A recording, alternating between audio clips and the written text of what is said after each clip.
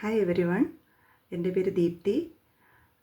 ഞാൻ ജി ഹോസ്പിറ്റലിനോടും അവിടുത്തെ ഡോക്ടേഴ്സായ മൃദുല മാഡത്തിനോടും നൗഷി സാറിനോടും മൃണാൾ സാറിനോടും ഒത്തിരി കടപ്പെട്ടിരിക്കുന്ന ഒരാളാണ്.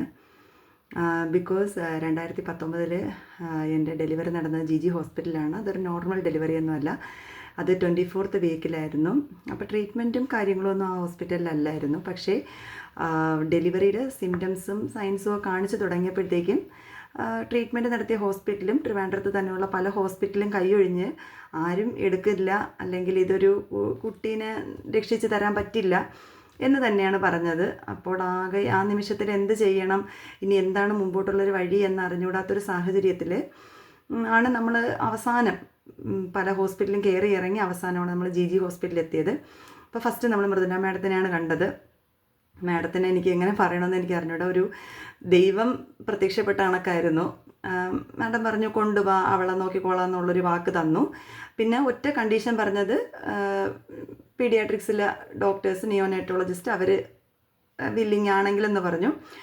നൗഷി സാറിനെയും മൃണാൾ സാറിനെയും കണ്ടപ്പോൾ അവരും ഓക്കെ പറഞ്ഞു. അവരും പറഞ്ഞു മാക്സിമം നമ്മൾ ട്രൈ ചെയ്യാമെന്നൊരു വാക്ക് തന്നിട്ടുണ്ടായിരുന്നു.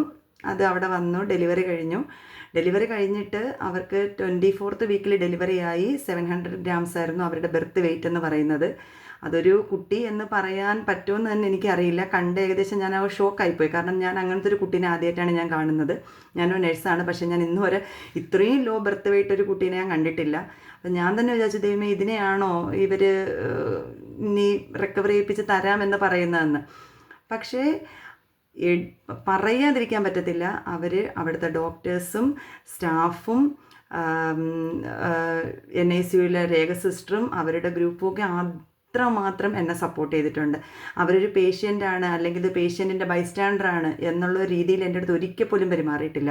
എന്നെ സ്വന്തം അവരുടെ ഒരു മകളെപ്പോലെയും അല്ലെങ്കിൽ നമ്മുടെ സ്വന്തം ഫാമിലിയിലെ ഒരാളെ പോലെയും എന്നെ കണ്ട് എനിക്ക് വേണ്ട എല്ലാവിധ സൈക്കോളജിക്കൽ സപ്പോർട്ടും തന്ന്, അല്ലെങ്കിൽ അതിൻ്റെ ഓരോ ദിവസവും മുമ്പോട്ട് പോകുമ്പോഴും എൻ്റെ ഒപ്പം എൻ്റെ കൂടെ ഉണ്ടായിരുന്നു അവരെല്ലാവരും.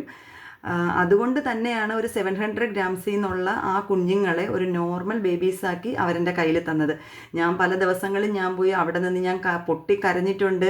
അവിടെ എൻ്റെ ടെൻഷൻസ് ഞാൻ ഷെയർ ചെയ്തിട്ടുണ്ട്. പക്ഷേ അവരെൻ്റെ ഒപ്പം നിന്നിട്ടുണ്ട്.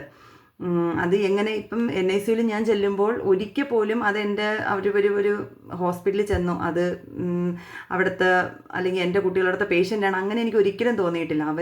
അവരെ നോക്കിയത് അവരുടെ സ്വന്തം കുട്ടികളെ പോലെയായിരുന്നു.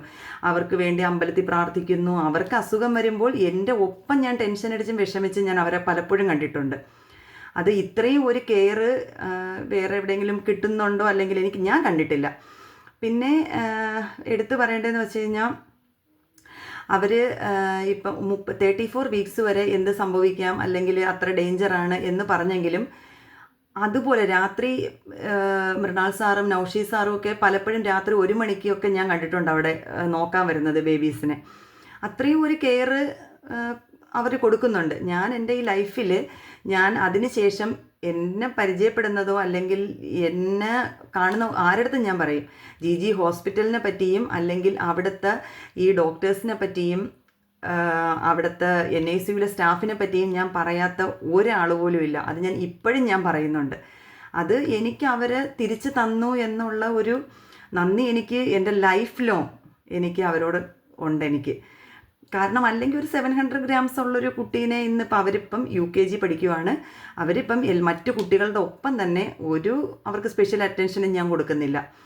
പിന്നെ അന്ന് ഞാൻ വന്നപ്പോൾ രേഖ സിസ്റ്ററൊക്കെ എന്നോട് പറഞ്ഞു തന്ന്, ഇവരെ ഇനി എങ്ങനെ മുമ്പോട്ട് കൊണ്ടുപോകണം, ഇങ്ങനെ കിട്ടിയെന്നും പറഞ്ഞിട്ട് അടിക്കാതെ ഇതായിട്ട് ഇരിക്കരുത്, അവരങ്ങനെ വളർത്തണം, ഇവരൊന്നും ഒരു കുഴപ്പമില്ല എന്നൊക്കെ പറഞ്ഞ് എനിക്ക് അത്രമാത്രം എനിക്ക് സപ്പോർട്ട് തന്നിട്ടുണ്ട്. ഇന്നും ഞാൻ മൃദുല മാഡത്തിനെ എപ്പോഴും ചെന്നാലും ഞാൻ മൃദുല മാഡത്തിനെ ഞാൻ കാണാൻ പോകാറുണ്ട്. മൃണാൾ സാറിനെയും നൗഷി സാറിനെയൊക്കെ ഇപ്പോഴും ഞാൻ എന്തെങ്കിലും ഒരു ആവശ്യം വന്ന് ഞാൻ കോൺടാക്റ്റ് ചെയ്യും. പിള്ളേർക്കൊരു അസുഖം വന്നാലും ഒക്കെ ഞാൻ ചോദിക്കാറുണ്ടായിരുന്നു. കാരണം ഒരു ഡോക്ടേഴ്സിലുപരി എൻ്റെ ഫാമിലിയിലെ ആളുകളെ പോലെയാണ് അത്രയും പേരും എൻ്റെ ഒപ്പം ഉണ്ടായിരുന്നത്.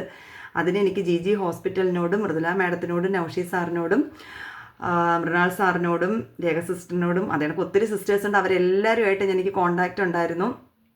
ഇപ്പോഴും എന്തെങ്കിലും ഇത് വന്നാൽ ഞാൻ കാണാറുണ്ട്, അയച്ചു കൊടുക്കാറുണ്ട്. കാരണം ഇവരുടെ ഒരു ഡെവലപ്മെൻറ്റ് എൻ്റെ ഒപ്പം തന്നെ അവരും അറിയണം. എന്നുവെച്ചാൽ അവർ കാരണമാണ് എനിക്ക് ഇന്ന് അവരെ കിട്ടിയതും അവരെൻ്റെ കൂടെ ഉള്ളതെന്നും അവരറിയണമെന്ന് ഏറ്റവും കൂടുതൽ ആഗ്രഹിക്കുന്ന ഒരാളാണ് ഞാൻ. അതുകൊണ്ട് എൻ്റെ ലൈഫ് ലോങ് ഞാൻ ഇവരോടൊക്കെ ഒത്തിരി കടപ്പെട്ടിരിക്കുന്നു. Thank you so much.